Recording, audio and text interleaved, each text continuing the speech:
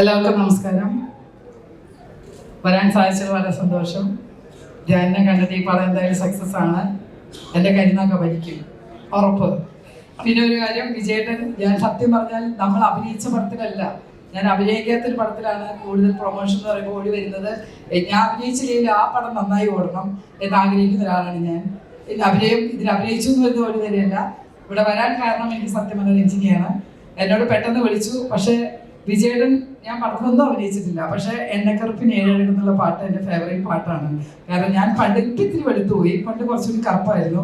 അപ്പോൾ ആ പാട്ട് എപ്പോഴും എൻ്റെ മനസ്സിലുള്ളതാണ്, എണ്ണക്കറുപ്പിന് ഏഴഴക്. അതുപോലെ വിജയേട്ടൻ എന്ന് പറഞ്ഞു കഴിഞ്ഞാൽ എല്ലാം നല്ല നല്ല പ്രണയിക്കാനുള്ള ഒരു മെന്റാലിറ്റി ഉള്ള എല്ലാവർക്കും ആ പാട്ടുകൾ എപ്പോഴും മനസ്സിലുണ്ടാവും. അപ്പോൾ എന്തായാലും ഇവിടെ വരാൻ ഇത്രയും ആൾക്കാരുടെ കൂടെ ഇങ്ങനെ ഒരുപാട് പടങ്ങൾ അഭിനയിച്ചിട്ടുണ്ട്. ഈ സമയത്ത് നമ്മുടെ ന്യൂ ജനറേഷൻ എന്ന് പറയുന്ന എൻ്റെ ധ്യാനം, വിഷ്ണു, മാനസ, നമ്മുടെ കുറേ പേരുണ്ട്, സുധി, അങ്ങനെ കുറേ പേര്, ഞാൻ അഭിനയിക്കാത്ത ഒത്തിരി പേരൊക്കെ ഉണ്ട് ഇതിൽ.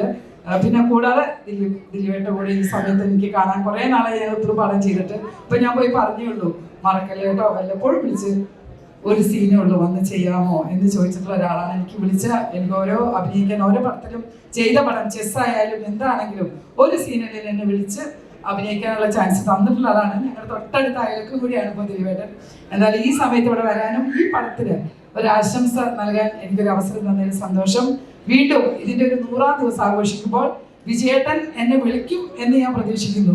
കാരണം പടത്തിൽ അഭിനയിച്ചില്ലെങ്കിൽ ഈ പടം 100 ദിവസം ഓടേണ്ടതെന്നും നല്ല രീതിയിൽ തന്നെ ഈ പടം മുന്നോട്ട് വരുന്ന ആത്മാർത്ഥമായിട്ട് പ്രാർത്ഥിച്ചുകൊണ്ട് ഇതിൽ അഭിനയിച്ച എല്ലാവർക്കും ആശംസകൾ അറിയിക്കുന്നു. പാട്ട് നന്നായിരുന്നു കേട്ടോ. പ്രത്യേകിച്ച് നിങ്ങൾ സ്റ്റേജിൽ പാട്ടിയ പാട്ട് അടിപൊളിയായിരുന്നു. അത് കേൾക്കാനുള്ളൊരു ഒരു സന്ദർഭം എനിക്ക് കിട്ടിയ വളരെ സന്തോഷം. വിളിച്ചതിന് രഞ്ജിനിയോട് പ്രത്യേകം ഞാൻ നന്ദി പറയുന്നു. Thank you.